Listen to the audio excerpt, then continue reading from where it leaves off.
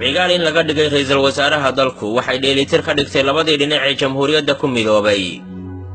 xaashiyaha sooyaalka siyaasadda Soomaaliya dadka rogragaana waxay isla qirsan yihiin in madaxweyne Sharmaake uu qaaday dhaba ku dayasho mudan.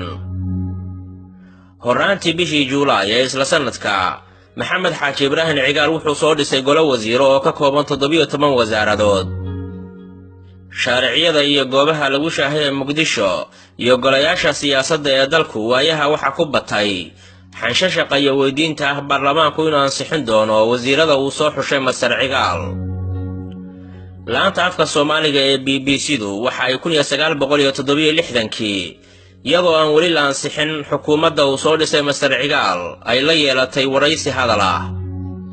hadalka waraysiga ahna waxay ku weydiisay su'aalo ku aadan siyaasadda dalka uu ku hogaamin doono iyo in baarlamaanku uu ansixin doono xukuumaddiisa.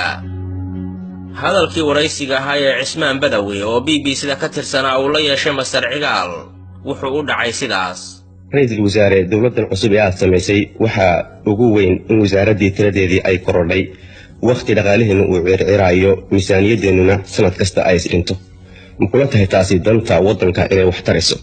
waxay ila tahay danta waddanka inay wax tarayso waayo sababtu waxay tahay waddanka sideenan dhaqaalihiisu xun yahay ama miisaaniyadiisa cajsi ku jiro ee aan iskeenin laba siyood baa wax lagaga qabtaa.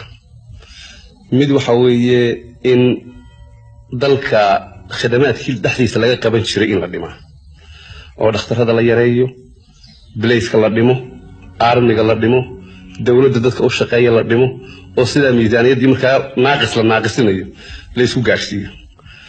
sidaas waxa weeye si aan markaa dhaqaale ku kordhaynin wixii jiray unba wax la dhimay ayaa wax laga dhimayaa wax la kordhinayaa meeshii ma ay jiraan. waxay ila tahay inay tahay haddii aan Soomaaliya ku kelmad ugu baaro isnuugu dhaqaalihii waddanka isagu isnuugayo oo kale weeye. sida kale ee caalamku wax kaga qabto anigu aan sidii kaga dayo waxa weeye in dalka wixii ka soo baxay la kordhiyo oo dadka sidii markaa waxay lagu kordhinayeen ay noqoto in dadkii shaqaalihii la ballaariyo oo dhul wax ka soo baxayaan markii la helo inta dadka shaqeeya loo sameeyo wax ka soo baxaan. مثلا meeshii hadii ay lagu khasiro milyan shilin ay 4 milyan soo saarto marka 3 milyan oo faa'iido ayaa meeshii ka soo baxay. marka aniga waxay la tahay waxa aan kordhiyay waxa waddanka faa'iido u keenayo taqadum keenayo. ra'iisul wasaare ma kula tahay dawladdan aad samaysay inay heli doonto sawdkii kalsoonaanta? arrintani arrin baarlamaan ku shuqul leeyahay weeye kalsoonida maxay ahayd dawladda helinkeeda iyo waayisteeda. marka gacan rag kale wax ku jira waxay la tahay casnimo yar baa ku jirta hadii ra'iisul oo la yiraahdo waa helaya. waxaan islaahay anigu si inaan helayaa baan qabaa sababta aan u qabaana waxay tahay de waxaan ahay neeftihin oo kale hore waxa la eega arkay xumaanhiina ma ay jiro dadka in badan oo guri ay qabtaana way jirtaa. marka in raggii baarlamaanka yidhaahaan bal ninkan aan eegno wuxuu la soo baxo ayaa filanaya markaa sidaas ay la tahay inaan fiqo